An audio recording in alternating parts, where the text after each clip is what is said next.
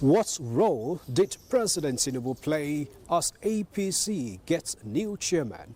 Wait for it. And President Tinubu opens a new chapter toward fixing power problems in Nigeria. Hello and welcome. Time to take you on a retrospective journey on the activities of the president in the preceding week with new perspectives to them. I am Musbadan Wahab. Thanks a lot for joining us.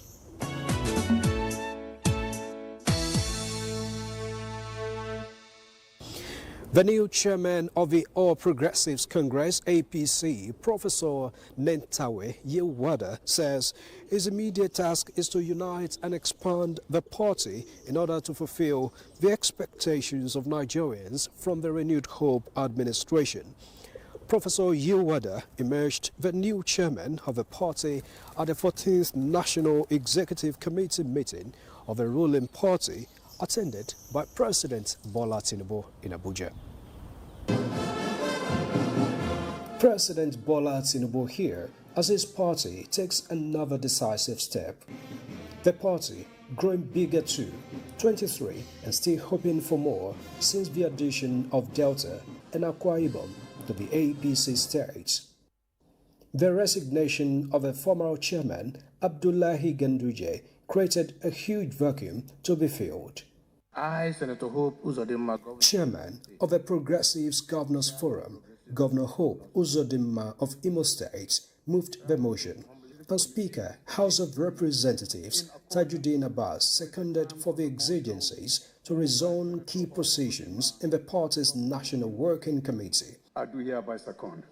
Then, subsequent nomination led to the emergence of the Minister of Humanitarian Affairs, Professor Nentawe Yewada, from Plateau State in North Central as the national chairman. So help me God.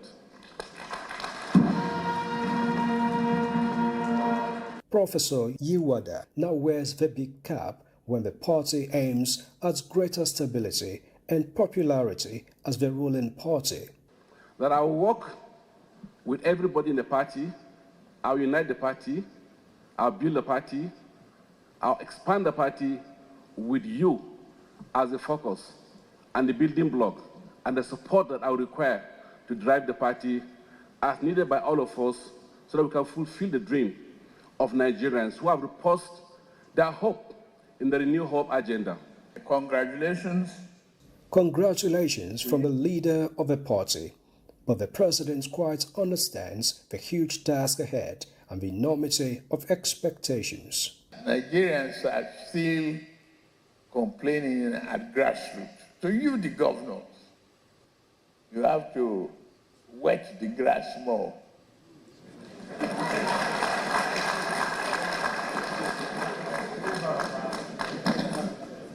And lead the way in delivering progressive change to Nigerians. Those who are working with me to achieve sovereign food guarantee for our country, we will continue to work hard for you, for the Nigerians. President Tinubu reported the progress of the nation's economy as he assures that his administration remains committed to renewing the hope of Nigerians. As the president, I will continue to work harder and make sure that the essence of our party is not forgotten. I thank all of you outside there. It is not easy to navigate the storming water of economic instability.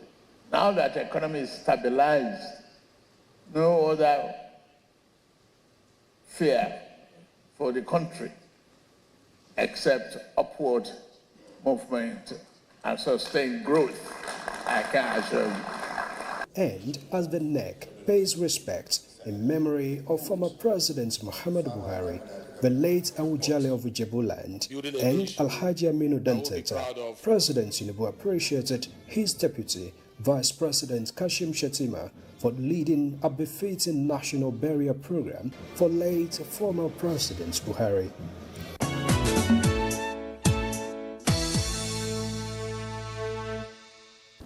And just a night before, President Bola Tinubu met with the Progressives governors in the State House. The state governors on the platform of the All Progressives Congress, APC, were led to the State House by their chairman and governor of Imo State, Hope Uzodimma. The meeting took place while political watchers expected the caucus meeting of the party, which usually takes place ahead of the National Executive Committee meeting.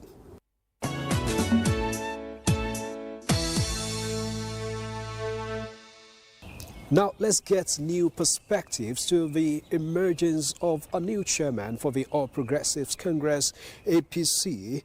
And joining us for that is the Minister of Budget and Economic Planning, Atiku Bagudu, who was an invited special guest for the NEC meeting of the party. Thanks a lot for joining us, Honorable Minister. Thank you. Now, Honorable Minister, the decision of your party arriving at the selection of Professor Nentawe Yilwada shocked a lot of political watchers in the country against expectations and other options that your party had. What can you tell us about how you arrived at the choice of Professor Yilwada? And thank you for inviting me. And like you rightly said, I was a special invitee to the National Economic Council, National Executive Council meeting of the All Progressive Congress, which saw, among others, 3 resolutions, as well as a tribute to former President Muhammadu Buhari. May his soul rest in peace.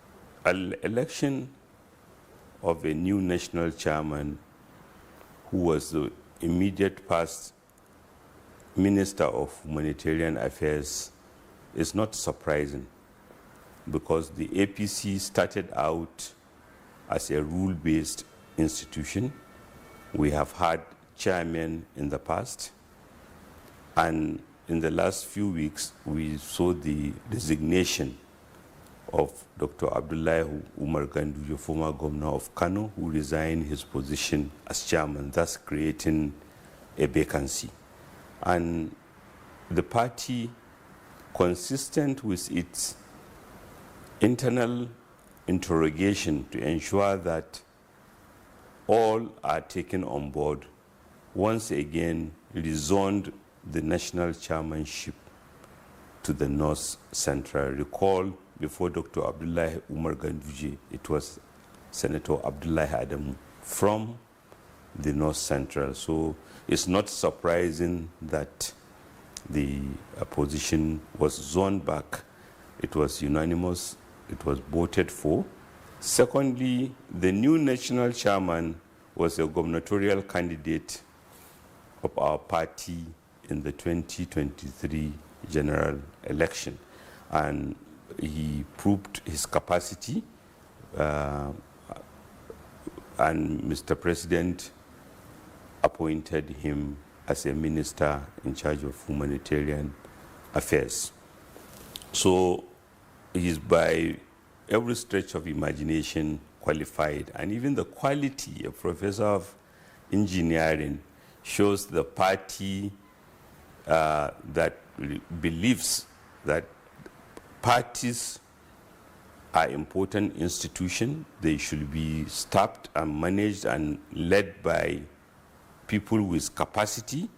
And APC yet again proved itself in its ability to respect its own constitution, to promote internal democracy, contrary to what we see in other political parties, where bickering over who is the leader, who is not, is almost common. So this is an illustration that President Asiwaju Bola Ahmed Tinubu, as the national party leader, have held the vision of the party people that we should always have a party that should respect its constitution, should promote internal democracy should show by example, should be able to sit and generate consensus among party members. And that was what I believe was demonstrated in the just concluded National Executive Council meeting of the party. Okay, Honorable Minister, we know how difficult decisions like this, choosing a new leader for a political party could be, and we've seen it in other parties. What specific role would you say President Bola Tinubu played in this?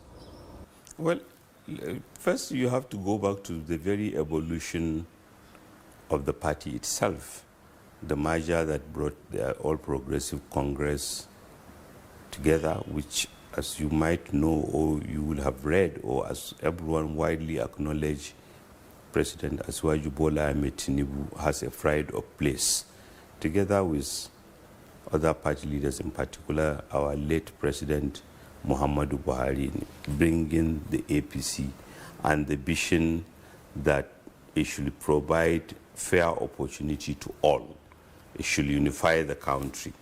And from the very beginning, which is our first elective convention in Lagos, which saw then President Asiwaju Muhammadu Buhari emerging as a presidential candidate. It was a free and fair primaries. Other people contested against President Muhammadu Buhari, then they were not denied. They were given the opportunity. Former Vice President Atiku Abubakar was one of those who contested against President Muhammadu Buhari in that primary. So it was not, APC started by saying we are not afraid of free and fair competition. It was openly done, it was transparently done. It endeared the party more to Nigerians, because here is a party that is not afraid, but yet those who then supported former President Muhammadu Buhari, led by Asiwaju Bola Ahmed Tinubu, as he was then, mobilized and ensure that he won the primaries. The same spirit, equally in 2018 primaries, even though he was president then, President Muhammadu Buhari still submitted himself to the process, the due process of the party, and he was renominated to contest the 2019 election, among other. So it's a tradition that the party has struggled to maintain. When I commented during the valedictory section, the special valedictory session for the Federal Executive Council held in honor of President Muhammadu Buhari, I read from a letter where President Buhari, ahead of the 2023 election, warned us as a party that we must get our acts together, we must resolve internal conflict. It's not going to allow any rule departure from the rules. I think that is outstanding for our party. And then we had what again President Muhammadu Buhari, in a letter that he wrote to me, described as one of the free and fairest primaries, which saw President Asiwaju Bola Ahmed Tinubu emerging as candidate among numerous others. Again, it was free and fair election. Those who wanted to contest were not intimidated, were encouraged to either seek consensus or participate. And President Asiwaju Bola Ahmed Tinubu was democratic. He mobilized, evidently has even before the primaries, had the highest level of support among all the aspirants. But yet, we went to Eagle Square, consistent with our party. Several people contested in that primary, but he emerged winner with, I believe, about 1,271 votes from the delegates, at least 3 times the person who came second, and so on and so forth. So this is a party that has laid the foundation, and even in spite of holding power, we are not taking the easy way out, particularly now that our party leader, our then national leader, is Asiwaju Bola, today the party leader. And he believes that we should endear ourselves to Nigerians. We should implement reforms, we should explain them, we should convince Nigerians that we have a strategy that will make Nigeria take its place of pride among the Committee of Nations. And it's a party that is what we are doing. But all these were being rule-based and giving everyone a fair opportunity. Okay, before we let you go, Honorable Minister, how does the emergence of Professor Yilwada position your party ahead of upcoming elections, particularly the 2027 general elections? I think, look, it's a progression. What we just demonstrated in the election of Professor Nentawe Yilwada as the chairman of our party is an illustration of a party that respects our diversity, that is willing to learn from the past and ensure that we calibrate and do better. That we have done well does not mean we cannot do better. We are humble, and our president have always told us that, and he has always said that in our national life. It's a work in progress. So we always want to ensure that everyone feels accommodated, everyone feels happy, everyone has a sense of belonging. But above all, we are committed to a rule-based party, democratic party, where choices are made that are transparent and clear to all Nigerians. Honorable Minister of Budget and Economic Planning, Atiku Bagudu, we really appreciate your time and perspectives on these issues. Thank you.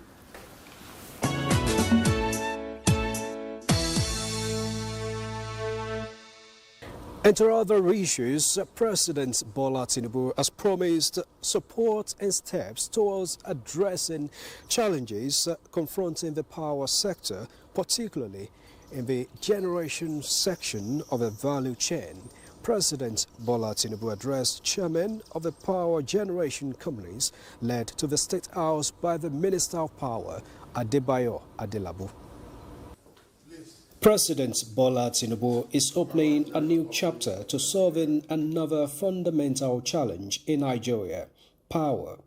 He opted to hear from leaders in one of the critical subsectors of power on the issues hampering progress despite investment in the sector over the years. Minister of Power highlighted progress recorded, including the deregulation and mass metering toward addressing fundamental issues in the sector. Stabilization of the national grid through the activities of the Presidential Power Initiatives, which we all know as Siemens project, that has added over 700 megawatts of transmission capacity to the grid capacity. We have recorded zero grid collapse since the beginning of this year, these 8 months running. We are all aware of what we passed through last year due to vandalization of our national assets. But then, there are lingering issues including financing, confronting the key players, and the level of indebtedness to the generation companies accumulated over the course of 10 years. About 6 power plants, and they are currently underperforming. The question is, how do we energize them and give them gas? They are underperforming because the gas suppliers have not been paid. They are being owed. They are being owed, and basically they are not investing as well in putting in more gas into the system. Our office will sit with them. We've engaged the audit firms and the legal firms that will sit with us and negotiate a final settlement agreement, and the amounts that are actually validly owed by the federal government are the only things that will make it into the issuance by DMO. But as of today, what we're carrying is 4 trillion, but it's subject to downward revision, sir. We do have a 4 trillion naira structured arrangement to effectively resolve the liquidity challenges in the sector through a bond issuance program. I know you're trying, you didn't create this problem, but please, sir, just so that we can complete and advance the transformation you've started, because power is critical for it. Please help look into this, sir. President Tinubu expressed his understanding of the issues. We recognize the fact that without power industrialization, and even human life is impossible. Well, I've listened to the Minister of Power that we are improving, and I accept that. We are not where we should be yet, and the power generation. While promising interventions on the issues, President Tinubu indicated that proper interrogation will be done to arrive at lasting solutions. Give us time to do verification and validation of numbers. I assure you, the economy will grow and we will consume more energy. We'll be in position to pay our debts. We'll give you papers to trade, and they will give you utilize to ensure continuity in the business. I have to put life support in place for the private sector investors to really have a life and not die in process. The key players expressed belief in the ability of the president to address challenges in the sector like he has done in other sectors to achieve overall results.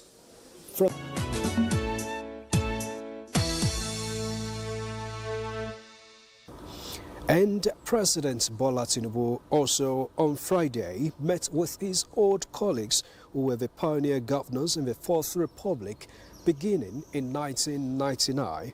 The former governors, known as Class 99, were led to the State House by the chairman and a former governor of Edo State, Lucky Igbenedion. 13 of the former leaders, including the Secretary to the Government of the Federation, George Akume, governed their respective states when President Bola Tinubu was the governor of Lagos State. The meeting lasted over an hour behind closed doors. Afterwards, Chairman of the group, Lucky Igbenedion, revealed that the meeting was to commend the President on his various programs and policies, as well as to offer advice on how to achieve the expectations of Nigerians. We spoke basically about the security and the situation of the nation, the economy, and of course agriculture. The President showed his concern about these various issues that we came to discuss with him, and we also provide our own solutions about how he can go about bringing about succor to the people, the people, especially in the rural areas, feeling the impact of the harsh economy. And he assured us that he's looking into it. We also spoke about the stability of the Naira, which he also addressed appropriately. So it has been a very fruitful deliberation with Mr. President. What do you want him specifically to address henceforth? Well, the first and foremost thing is security, because we told him that without security there can be no progress, there can be no stability. And secondly, the economy, of course, needs to be stabilized. What is most important was, let's create industries, especially cottage industries, that can employ people rather than just giving out palliatives. We employed on him to try as much as possible to create cottage industries in all the local governments of the Federation. And that was the second time the class of 99 would be visiting the President in the State House.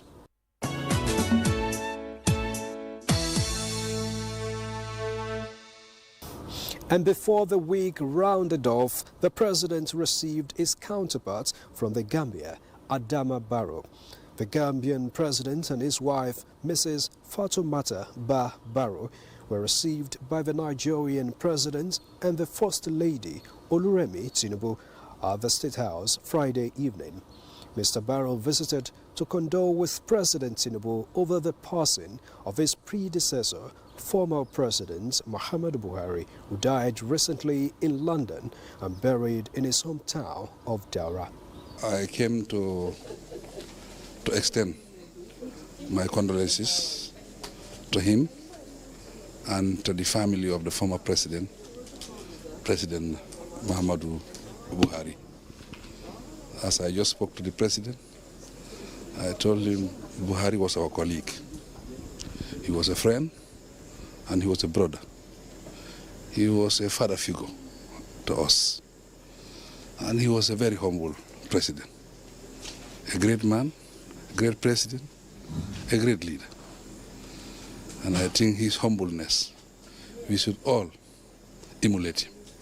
If we emulate him, I think that will make us to move a mountain, to move Africa to the next level.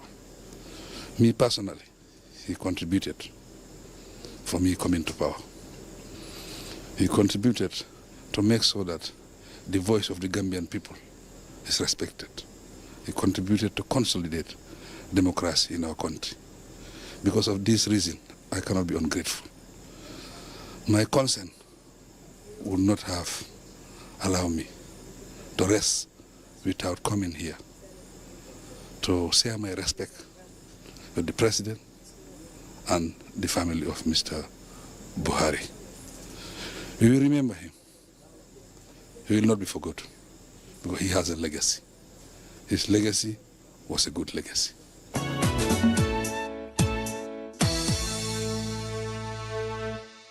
And that has been the executive recap on the network service of the NTA for the week. Thanks a lot for being part of it. But just so you know, our meeting of the Federal Executive Council has been scheduled for this Monday, and we hope to see other activities coming up for the President in the week. I am Musbad and Wahab. Join us again next week. God bless you and God bless Nigeria.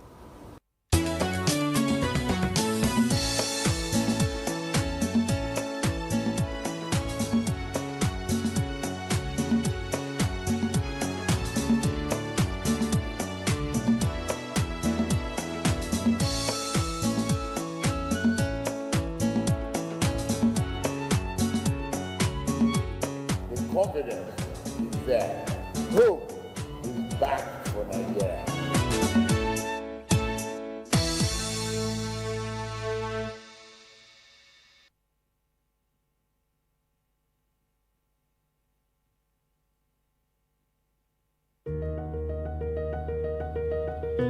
We believe in peaceful coexistence with each other and with our environment. We believe that it is wrong to destroy our biodiversity, which is God's gift to us. We all depend on the beautiful animals and plants that keep our planet alive. And it is morally wrong to drive our wildlife to extinction or destroy protected forests.